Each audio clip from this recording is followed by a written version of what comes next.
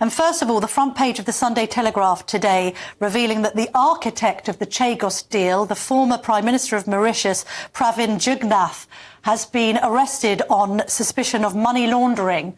In light of that, don't we now have to put a pause on this deal?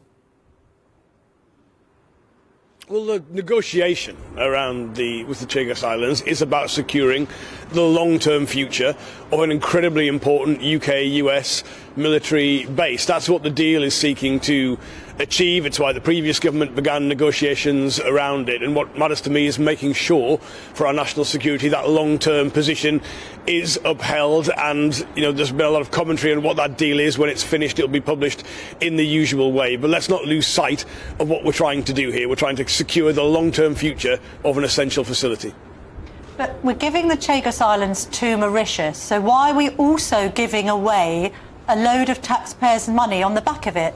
There's been a rumoured spend of anything between £9 billion and £18 billion.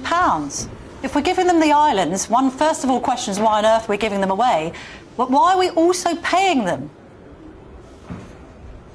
Well, look, I'm not close to that deal. That's the Foreign Office side of government, but I've been told that the figures in the press are not accurate, and there's a request that people wait to see when the actual deal is published as to what the details are. But it is about securing that long-term future of an important facility.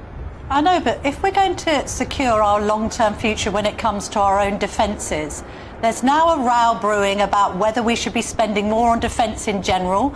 We know that we're currently on 2.3% of GDP on defence spending. For that to go up to, say, 3%, it's going to cost £20 billion. We hear that giving away the Chagos Islands might cost a similar amount.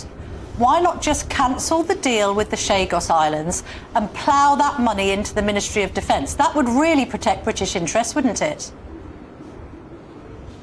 Well, again, those figures, I would ask you not to just speculate on what that is, because I don't think you'll find that that is not an accurate position. Well, that isn't always the same as something being correct, I'm afraid. What I would say is we do need to increase defence spending. The spending review will set that out. Whether it would cost £18 billion, and he twice refused to deny that claim of that money.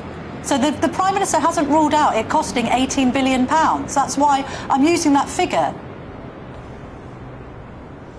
Well, but crucially, what matters is not just how much you spend on defence, but the capabilities that you have, and the loss of an essential facility by not addressing a difficult issue, which is again why the previous government agreed with this as well at the time, would be a mistake. So I just ask people to recognise this is about protecting a core UK-US asset and agreeing a deal that secures that long-term future and gets us to a position where we're not only spending the right amount of money on defence, but we've got the right capabilities and functions that come from that expenditure.